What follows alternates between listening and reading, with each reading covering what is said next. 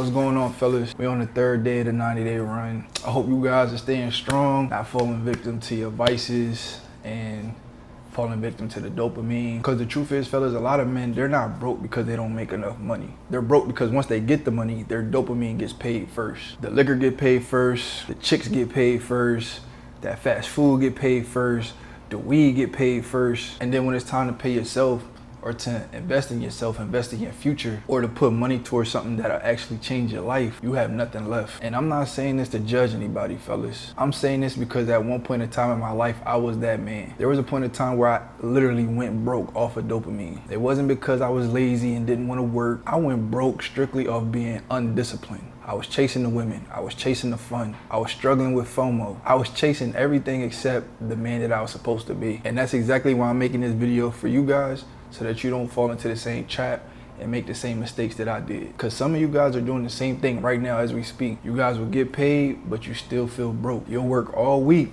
but then when Monday comes back around, you're back at ground zero. You'll tell yourself you're just having fun, or you're just living life, or you deserve this, when in reality, you're just paying your distractions. And again, fellas, at one point in time in my life, I was the same way, but I had to think to myself, why do I feel like I should be out having fun every day?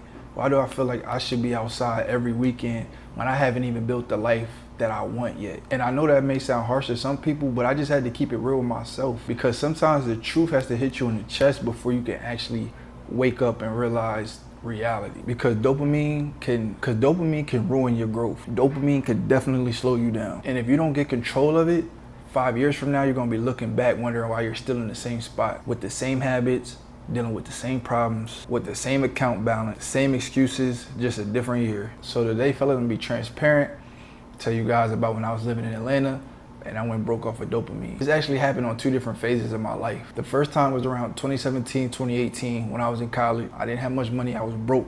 Not the I don't feel like spending money type of broke. I'm talking about like I didn't have money for food. I remember I used to go to the cafeteria at my school. I used to grab multiple plates just so I could have extra food for the next day or for the next couple of days. It was like more so like on some survival type of broke. Like that was one of those seasons that I had where I actually felt like figured out what it felt like not to have options. And when you don't have money, you start to realize how much freedom money really gives you. And you don't even need to be rich to understand that. Just being able not to eat the way you want to, just not being able to move the way you want to, just having to stretch every dollar, that type of shit would definitely humble you. So even back then, 2017, 2018, I knew what it felt like not to have money. But then years later, at another season of my life, I wasn't broke because I didn't have money coming in. I was broke because I didn't know how to keep it.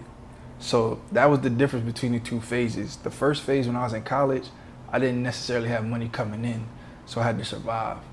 The second phase, I had money coming in, but I didn't have the discipline to keep it. Now, this was around 2021, 2022. This was during the pandemic. I was in Atlanta. And at that time during Atlanta, we was the only city open, so you could just imagine how different the city was. A lot of places were shut down, but Atlanta stayed open. Outside was still outside, clubs were still open, people were traveling there, everybody wanted to be in the mix. The stimulus check came, the PPP loans hit, everybody had money, everybody was outside, living the nightlife, living like celebrities.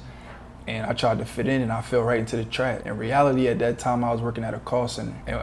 And at the call center, my money would fluctuate because I worked off commission. So some weeks were better than others. On a good week, I'll get paid like $800 in a week. On a regular week, I'll get paid at least $400 that week. So it wasn't like I wasn't making any money. I was definitely making enough where I could have did something with it. I was making enough where I could have saved, I could have invested in myself, but instead of using that money the right way, I was spending it faster than I was getting it. And that's where a lot of men mess up, because a lot of guys, they be thinking that their problem is income. The problem isn't income, fellas. Sometimes the problem is your discipline. Because if you make $400 but you spend $500, you're broke. If you make $800 but you spend $1,000, you're broke. It doesn't matter how much money you make if your habits and your bad tendencies increase with it. And that was definitely me. As soon as I got paid that Friday, my mom was already thinking about how I'm gonna spend it that weekend. What was I gonna wear?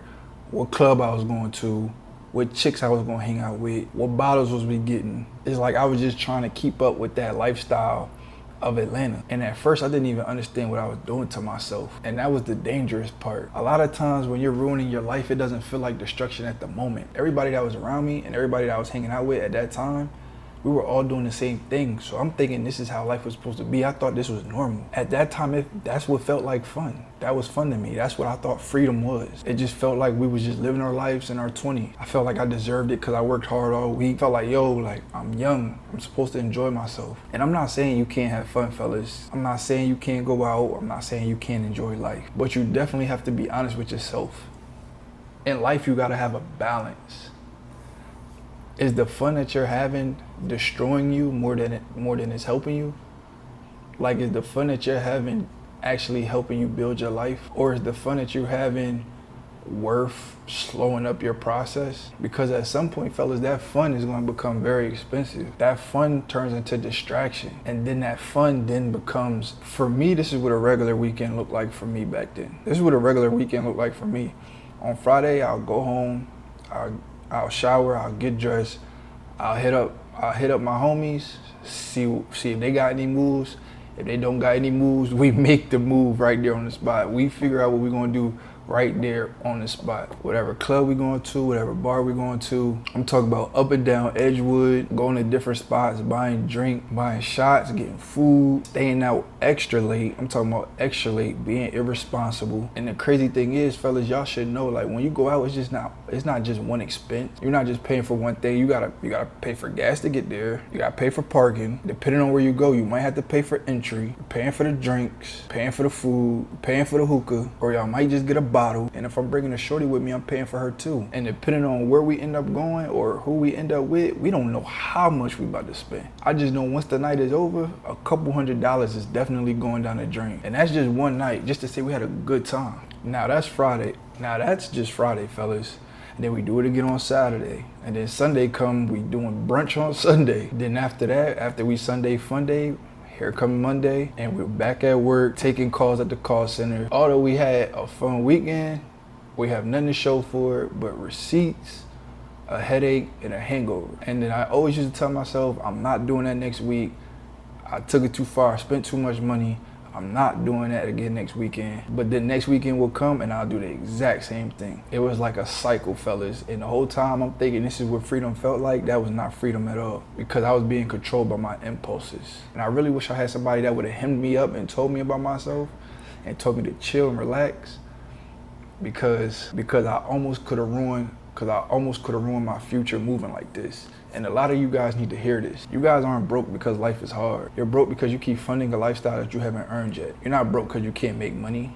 It's easy to make money. You're broke because your vices are very expensive. You're broke because you're trying to impress these people who are just gonna laugh at you when your card declines, or the people who aren't even gonna be at your funeral, or people that aren't even gonna be there if you ever need them for anything else. And I know the feeling, fellas. One of my most embarrassing moments financially is when my card declined at Walmart when I was trying to get my girlfriend at the time Valentine's Day gift. My card declined, my bank notified my phone, told me I had $10 in my account. And that type of moment will humble you, fellas, because you're sitting there thinking like, damn, I can't even buy this. And it's not even about the card or the teddy bear or, you know, the Valentine's Day gifts. It's about what it represents. That moment right there, it represented a man who wasn't in control, a man who was working but had nothing. And that's the thing, fellas, like, Instagram can lie to you. The clubs, everybody popping in the clubs, they can lie to you. That bottle that you got in your hand, that can lie to you. That weed that you smoking,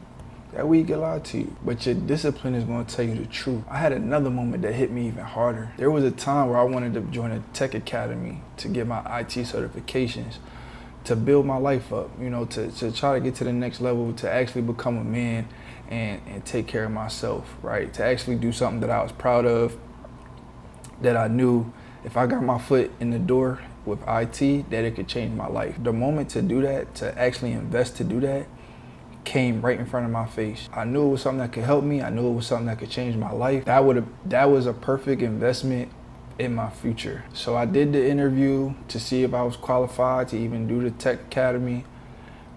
You know, they did an assessment, they figure out, you know, what I'll be good at. And when it came down to making the payment to join, I didn't have the money, fellas. I did not have the $10,000. And the crazy part about it is when I look at it, I touched over $10,000.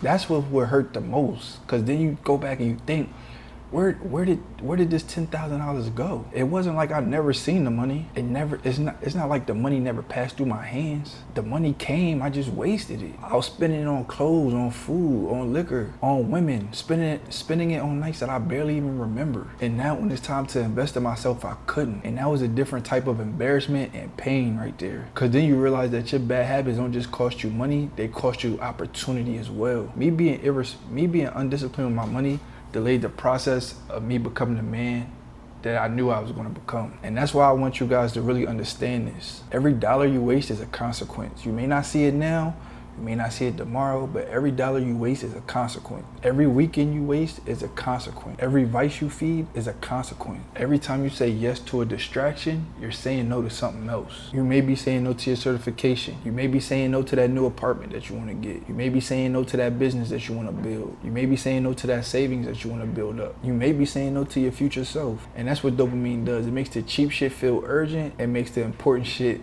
feel boring. Saving money feels boring, fellas. Studying, staying inside the study, that shit feels boring. For some people, going to the gym feels boring. Staying home on a Friday night, shooting YouTube videos feels boring. Reading feels boring. I got people calling me right now trying to come outside, and I already know what they want. They want to go outside, they want to drink. And if you're not careful, fellas, you'll keep choosing excitement over execution, and then you'll wonder why your life hasn't changed. But you can't change if your habits don't change. You can't change your life if your weekends keep destroying you. I noticed back then, like every time I would build my momentum, my vices will come in and just kill that shit. And that shit will cost you money. That shit will cost you focus. That shit will cost you progress. And it will erase all the hard work that you put in during the week. Fellas, if your habits put you here, new habits could take you somewhere else. If your lack of discipline made you broke, then discipline can help you rebuild that. If your vices slowed you down, then cutting them off can speed you back up. But you have to be honest, you have to identify your vices first. Some of you guys already know what it is. Weed, alcohol, video games, women, social media. You need to make that real decision. You need to decide that you're done playing with your potential. You need to decide that you're done being the same man every year. When I say I went broke off of dopamine, fellas, I'm not saying that to be funny. I'm not saying that shit like it's funny. I'm saying it as a warning. Make sure y'all like, comment, subscribe. Follow me on all social media platforms. And listen, if you want me to help you build your 90-day money run plan, cut off your vices and distractions, and become more disciplined, focused, and financially responsible, then click the link in the description below and book a call. We'll see if you're a good fit. But understand, fellas, this isn't for everybody. So don't book a call if you're not ready to change your life, your mindset, and your bank account around. Y'all seen the hard work, y'all seen the dedication, y'all seen the consistency that it takes to become him. So if you're ready, let's get to work. But understand this, brother, once you commit, it's no longer just you on this journey. It's us. And for this last second half of the year, I refuse to lose. So we only got one option, fellas. It's time to perform.